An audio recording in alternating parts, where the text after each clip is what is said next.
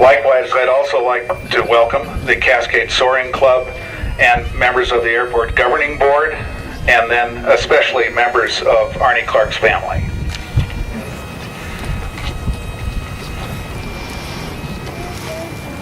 Greg Brizendine from the East Wenatchee Rotary is presenting rose to Sandra Clark and Ann Clark.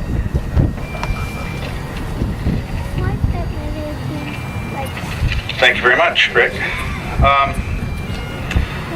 We're here obviously for the dedication of the plaques and the display, which has been so lovingly, actually, crafted by a gentleman who is going to share some remarks with us.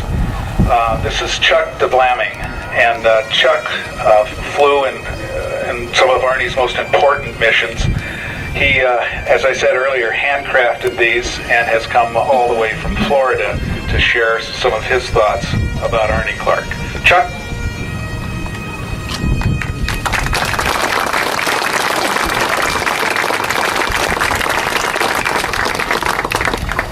Before I talk about Arnie, I would like to just mention to everyone here that the 419th Attack Fighter Wing was the unit that Tiger Clark flew with and gave his life in 1991 in the defense of our country. I first met Arnie Clark 40 years ago in Myrtle Beach, South Carolina, flying A7s. There's a photograph at the foot of the podium here, a picture of Arnie's flight. I'm one of the guys in that photograph, and one of the other guys that flew with Arnie today is Ken Joyner. He's here, came from Florida to be a part of this dedication ceremony.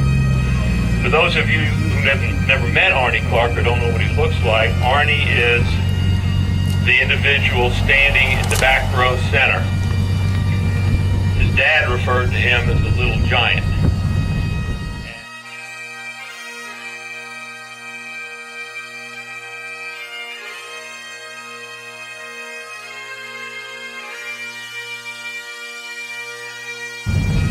And to us, he was 10 feet tall because we always looked up to him.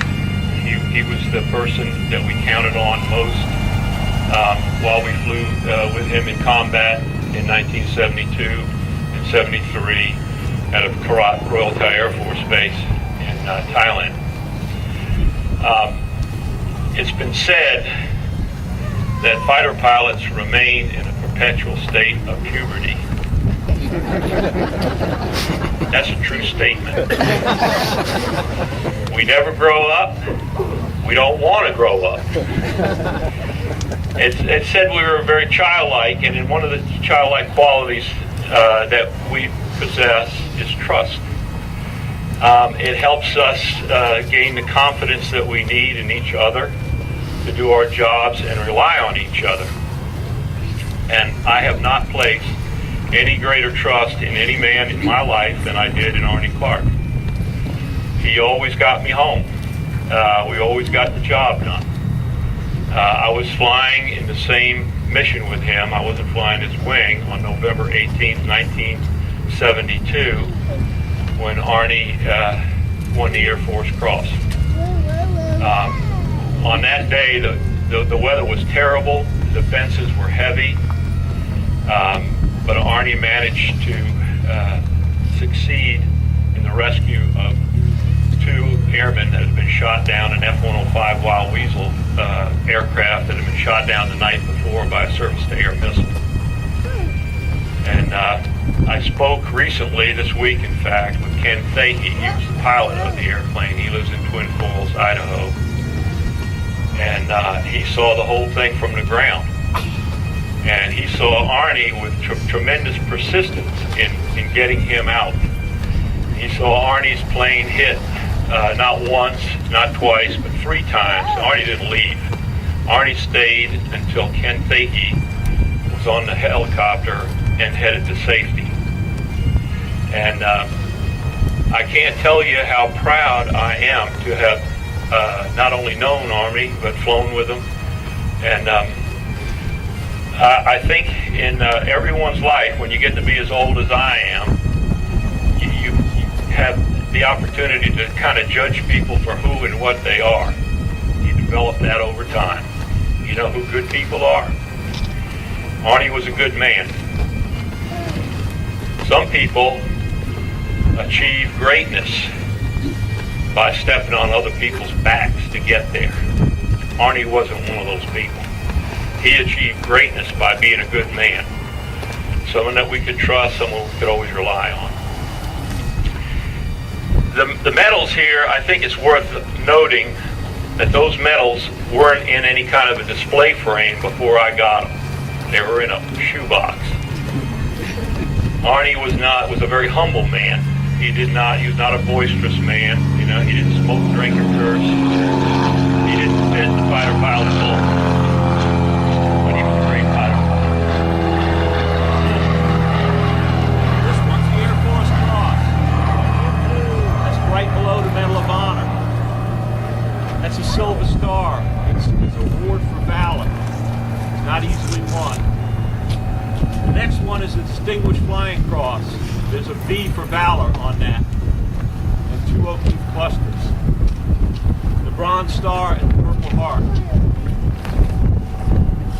That represents not one act of valor, not 2 acts of valor, many acts of valor that Arnie did while he was in the defense of our country. I'm going to close now, and I'm going to turn the mic over back, but I just want to thank Sandy for letting me be a part of all this, and letting me frame Army's medals, and I'm told that these are going to be placed in the passenger terminal here at Wenatchee, where Arnie was the airport manager for a number of years. And my hope, and I told Sandy this, is that it will inspire some young person to be another Arnie Clark. Thank you very much.